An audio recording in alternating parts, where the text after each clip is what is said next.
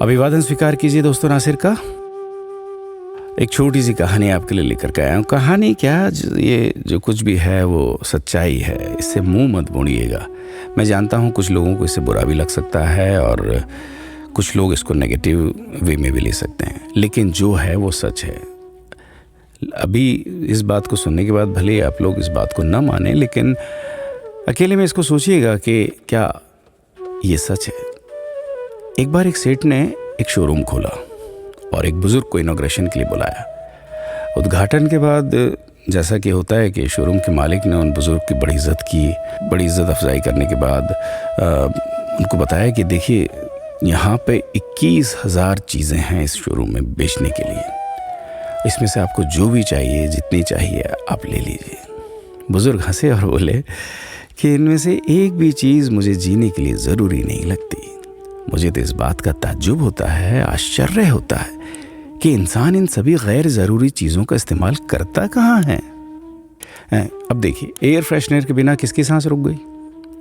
Face wash का इस्तेमाल नहीं किया तो कौन काला हो गया? होम थिएटर लाकर कितने लोग कलाकार बन गए? कंडीशनर से किसके बाल मुलायम और काले हुए हैं?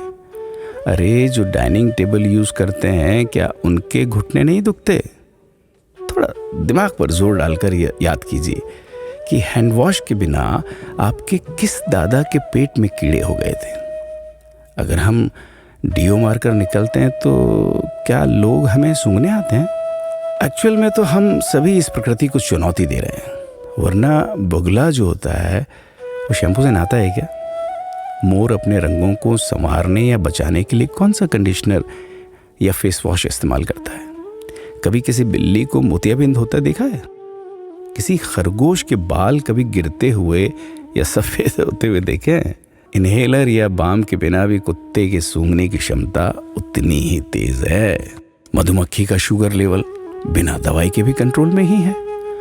अलार्म के बिना भी मुर्गा रोज उठकर बांग देता है। दरअसल इंसान पैसा खर्च करके दुखी होने की चीजें खुद ही खरीदता रहता है। नेट बंद तो दुखी, लाइट जाए तो दुखी, मोबाइल का चार्जर खराब तो दुखी, केबल टीवी कट जाए तो दुखी, मच्छर मारने की दवाई ना मिले तो दुखी, महिलाओं को मेकअप ना मिले तो दुखी, मैचिंग कपड़े नहीं मिले तो दुखी। आजकल इंसान 10 मिनट में 20 तरह से दुखी और परेशान रहता है। बाकी तो गुड़ की रोटी या प्याज रोटी खाकर हाथों का तकिया बनाकर पीपल के नीचे जो आराम से सो जाता है, उसे दुखी करने के लिए तो फरिश्तों को नीचे आना पड़ता है। ये सब देखा देखी का खेल है।